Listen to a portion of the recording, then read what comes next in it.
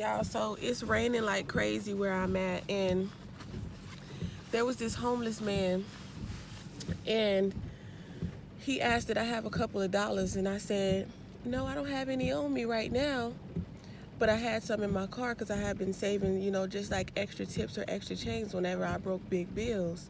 And so in my mind, it almost felt like I lied, but I didn't. I literally didn't have the money on me, you know. So I told myself, you feel what's right and you feel what's wrong, right? So I told myself, if he's still out there, I'm going to give him the change that he asked for. I gave him a little extra than what he asked for because he was still out there.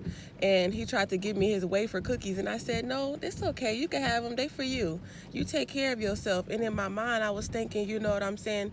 It almost reminded me of this movie that I seen. I can't remember the title. I think it was actually a series when there was a plague that came over. And it was the man who needed help. And there were people who didn't want to help, and the plague came because it was people who were lying, saying that they couldn't lend a helping hand. They couldn't even give him any shelter or anything like that. And for some reason, it was like the Spirit of God came over me as I was delivering this other order, because I was like, God was saying, you know, right your wrongs. If you lied, if you feel convicted about something, it's better to right your wrongs than to burn inside, you know? Like have that mess with your consciousness. Like, we know what's right and we know what's wrong in life. And it was just like this Spirit of God just came over me. And then I just got blessed with even more, like even in that next instant. So it's just like, just do it right. And then in my mind, I was like, that man could have been Jesus. Like, people just look at people who are homeless and need help and just think they're nasty, they're dirty, they this.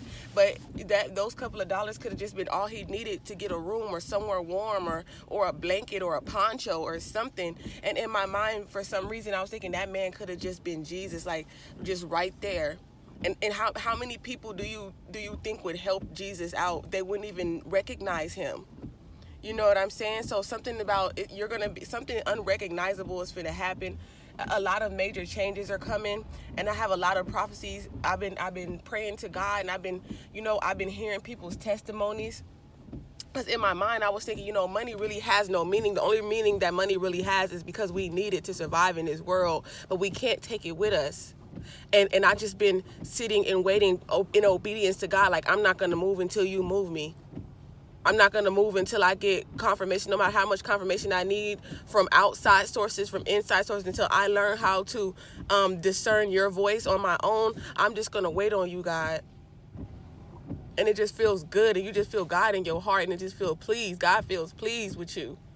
And that's all I ever want. I don't care about pleasing others. I don't care what other people think. I only care about what God thinks, and that's what we need to incorporate in our minds, in our bodies, in our spirit at this time. Because God is going to lead his people into a place of salvation, away from the wicked. God's judgment is upon us. Are you prepared for Jehovah's return? Because if you're not, I got this Bible.